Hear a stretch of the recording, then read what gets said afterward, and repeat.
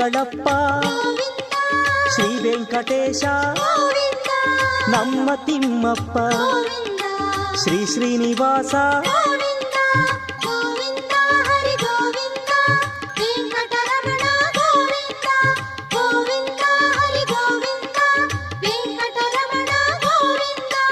ವೆಂಕಟನಾಥನೇ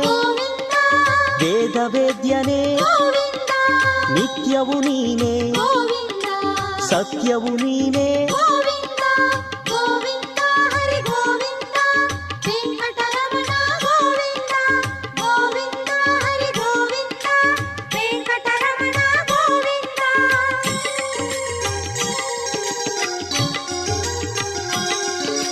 ತಂದೆಯು ನೀನೇ ತಾಯಿ ನೀನೇ ಶ್ರೀ ಗುರು ನೀನೇ ದೇವರು ನೀನೇ